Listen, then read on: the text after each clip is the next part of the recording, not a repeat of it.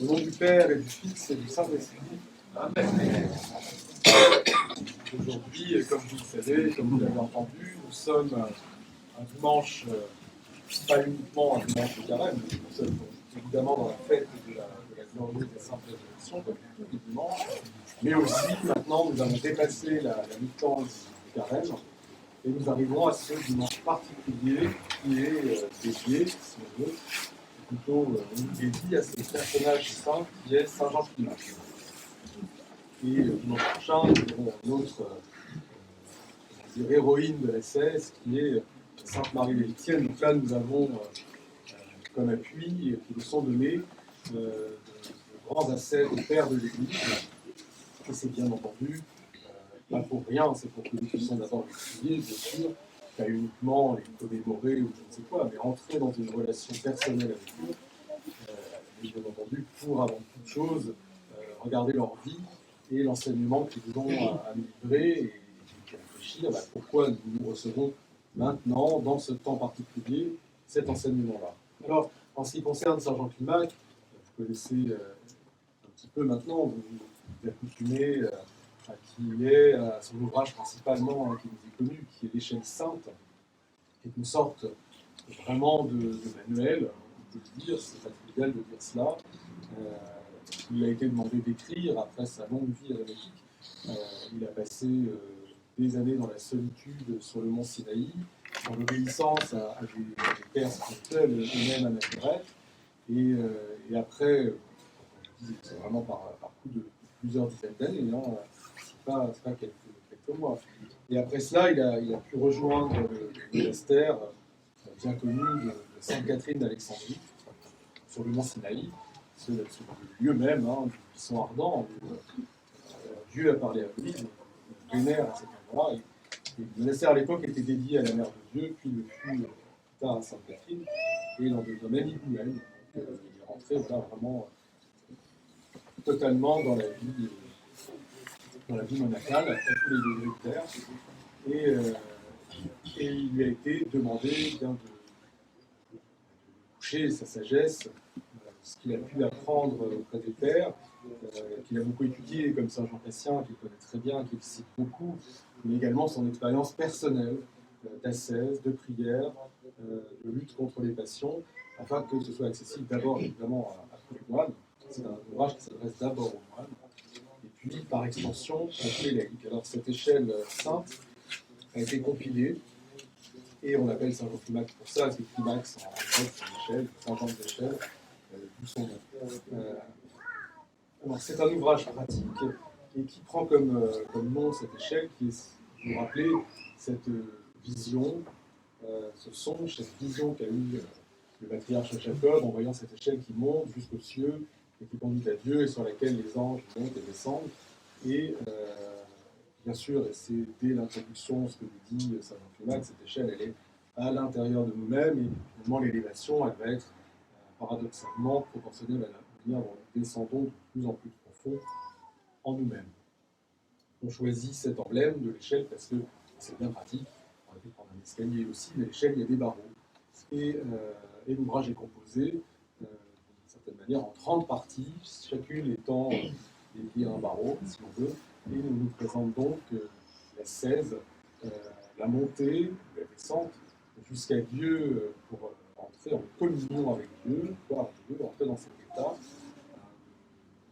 ce qu'il appelle l'hésikia, la prière pure.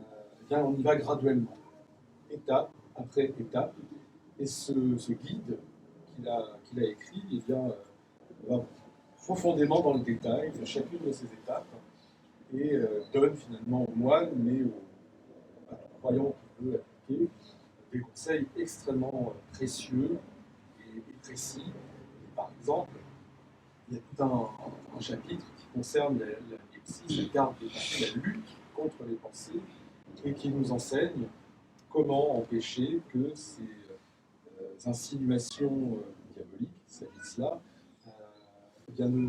n'impriment dans notre pensée jusqu'au point d'être manifestées par le péché. Donc on nous apprend à lutter, à ne pas donner suite à ces pensées, à garder notre esprit libre et silencieux de toutes ces insinuations démoniaques qui peuvent nous faire chuter, notamment par la récitation, alors, ou bien des psaumes, ou bien de la prière de Jésus, qui sont les deux armes qui sont le plus évoquées dans son ouvrage. Vous voyez, on va vraiment beaucoup dans le détail pratique de ce qu'est la scène, de ce qu'est la lutte contre les pensées, tout ça. Alors, le premier barreau, on ne va pas faire les 30, je vous rassure, on va essayer de résumer les choses pour tirer un petit peu la carte essence, et vous pourrez dans le détail aller vous familiariser avec ça. Et le premier barreau, sans grande surprise, il s'agit bien sûr du repentir. Le repentir qui est le premier pas que l'on puisse faire dans toute vie spirituelle. Mais Saint Jean Climac a ça de tout à fait unique, je trouve, c'est qu'il a une vision du repentir qui est vraiment, qui lui est propre, qui est, je pense, assez différente, en tout cas dans la manière dont il exprime des autres. Pour lui, le repentir, c'est vraiment quelque chose d'extrêmement joyeux. C'est un moment de grâce, un moment agréable. Il compare le repentir à un rayon de miel, quelque chose de doux, d'agréable, qui fait du bien. C'est pas du tout le médicament amer, c'est pas la contrainte, c'est pas une sorte de purge qu'on s'infligerait pour vraiment être là, pleurer, être triste, être dans l'embarras, ne pas être bien, c'est s'affliger plus ou moins volontairement. Pour lui, c'est vraiment pas du tout ça. Le repentir, c'est une joie indicible, une douceur inouïe de prendre vraiment ce chemin vers Dieu, de se libérer totalement, et pour pouvoir rentrer dans la vie spirituelle. Donc, ça, c'est quand même assez sympathique, c'est très encourageant, c'est rare, et puis voilà, la bouche d'un SF, hein, et pas des moindres, c'est toujours intéressant. Une des autres étapes essentielles qui représente vraiment la structure de toute cette ascension que l'on fait sur l'échelle de la 16, sur cette échelle sainte, c'est la prière. Vraiment, qui est un outil parfait, absolu, et définitif pour parvenir à tous. Le Saint Jean Climac, c'est l'usage de la prière. C'est vraiment, il a des mots sur la prière qui sont tout à fait extraordinaires. Et pour lui, c'est quelque part l'atmosphère de l'âme. L'âme respire en priant. Il a certainement décrit la prière comme étant l'hypostase des choses espérées. C'est une sacrée phrase. Pour lui, c'est vraiment Dieu agissant en tout et en tous. Il est en nous, il accomplit absolument tout, c'est Dieu agissant. On ne peut pas faire plus que cela.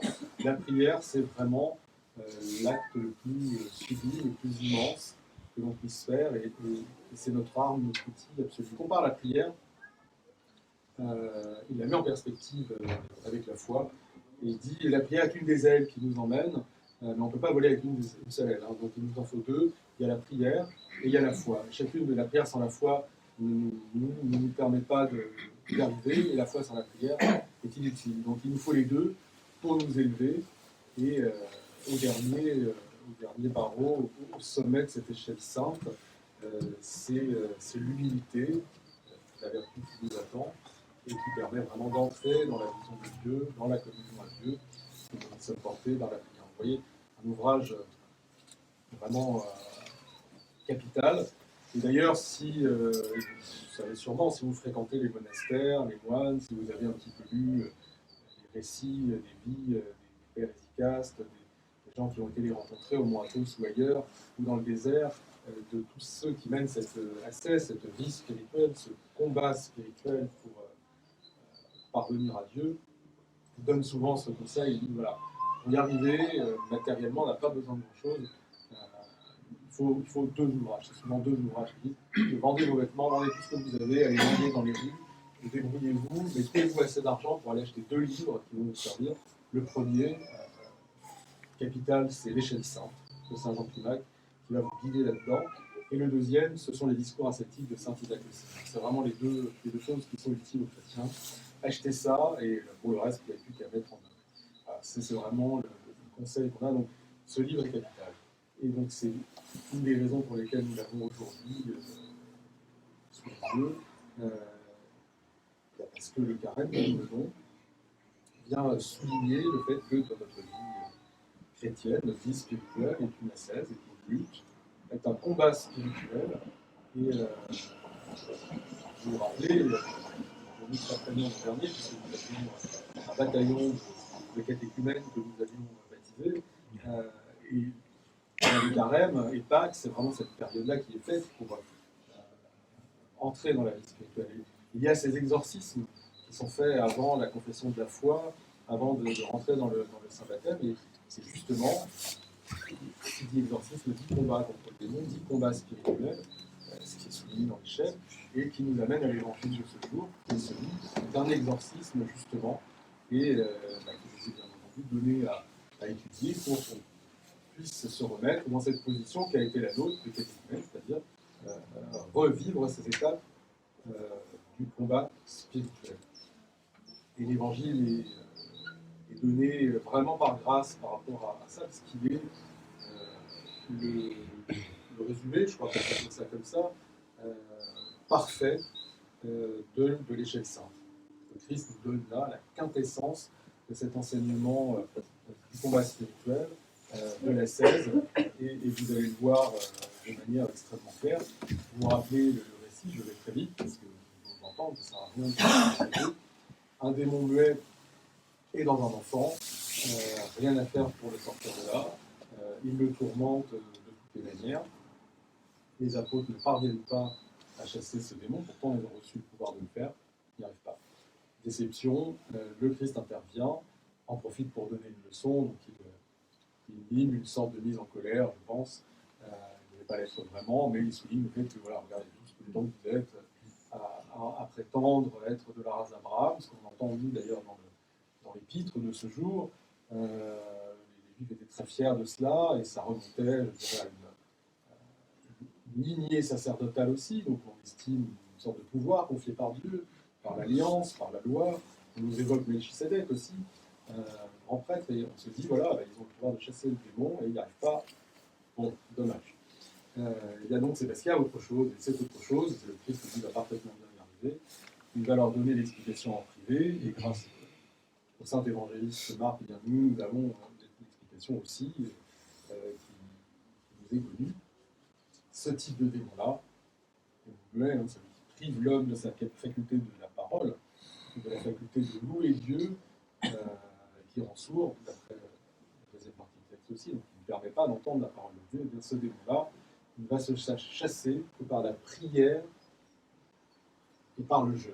Par la prière et par le jeûne. Par la prière, c'est très intéressant, puisque et nous voilà à nouveau remis avec l'outil principal que Jean-Climat nous encourage à utiliser. Le jeûne, nous sommes dedans, c'est le carême, nous savons que c'est ce qu'il faut produire.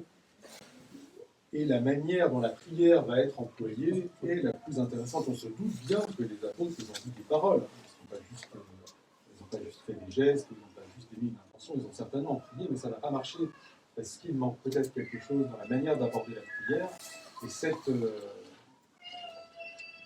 chose est soulignée par le dialogue du Christ avec l'homme qui Christ. Maître, Seigneur, je sais que toi tu peux tout. Si tu veux quelque chose, fais-le. Christ. Avant que je peux quelque chose, si à celui qui croit, tout est possible. À celui qui croit, tout est possible. Vous vous rappelez, dans l'Antimac, les deux outils, les deux ailes, la prière et la foi. Là, marche ensemble. Le Christ, voilà, la prière et la foi, il faut les deux pour que ça fonctionne, pour que ces démons soient chassés, soient exorcisés. Et la réponse de l'homme, elle est absolument fabuleuse. Elle est absolument fabuleuse parce que c'est là où nous en sommes, en tout cas moi très particulièrement, mais je pense un peu tout le monde quelque part. Nous pensons peut-être que nous pouvons prier et que notre prière va être utile et efficace. Mais est-ce que c'est le cas la plupart du temps? Peut-être pas. Et pourquoi? Bien parce que nous croyons avoir la foi, mais nous n'avons pas. Nous n'avons pas parce que nous sommes trop faibles, parce que c'est aussi quelque chose que Dieu lui-même donne. Et quelle est la clé que nous devons employer? Quel est l'enseignement capital de ce jour? Comment on va arriver à la vraie prière et qui progressivement, gravissant l'échelle, nous permettra d'atteindre la prière pure, là, vraiment, à la dernière échelon, de l'échelle de l'humilité. L'humilité, c'est réaliser que mais j'ai pas la foi, et elle ne va pas me venir comme ça, alors comment je fais des choses, demande à Dieu de fortifier ma foi, de me donner la foi que je n'ai pas. Seigneur, Je crois, mais fortifie mon incroyance. Parce que je ne crois pas assez. Je réalise que je ne crois pas. Je réalise que dans ma vie, finalement, Dieu n'ira pas à la première place, que je ne crois pas absolument qu'il peut tout faire. C'est faux. J'en ai une sorte d'idée, j'ai une sorte de quelque chose d'intellectuel qui m'anime, qui est là, mais ça, c'est pas la foi. Ça, c'est pas la foi. Donc la clé absolue de tout cela, c'est Seigneur, je crois, mais fortifie mon incroyance. Donne-moi la foi. Je l'ai, mais elle est insuffisante. Seigneur, donne-moi toi-même la foi. Et finalement, c'est ça. C'est prie toi-même en moi, sois toi-même la prière. Vous voyez, voilà, l'échelon, l'humilité, c'est ça. Et la prière véritable, elle peut commencer qu'à partir de ce moment-là. Et là, le Christ peut agir et il peut chasser ce démon qui est dans l'enfant, mais ce démon qui est dans l'humanité. Cet enfant, c'est l'humanité dans son état de jeunesse, et c'est cette humanité possédée qui est muette, qui est sourde, qui ne peut pas parler, qui n'entend pas Dieu, qui ne peut rien faire, qui est comme morte après l'exorcisme, et que le Christ va, il ne saisit pas la main, il s'empare de sa main, vous avez entendu le mot, s'emparer de la main de quelqu'un, c'est curieux, et qui va le redresser comme ça de force et le remettre dans tout son état. C'est nous, c'est l'humanité, c'est l'Église. Voilà, cet outil extraordinaire que Saint Jean Climac nous donne, la semaine prochaine avec Sainte Marie l'Égyptienne, que nous avons de quoi être équipés dans cette ascèse qui nous conduit, qui doit nous conduire à la prière pure, c'est-à-dire à être en permanence avec Dieu, à qui soit honneur et gloire pour les siècles des siècles. Amen.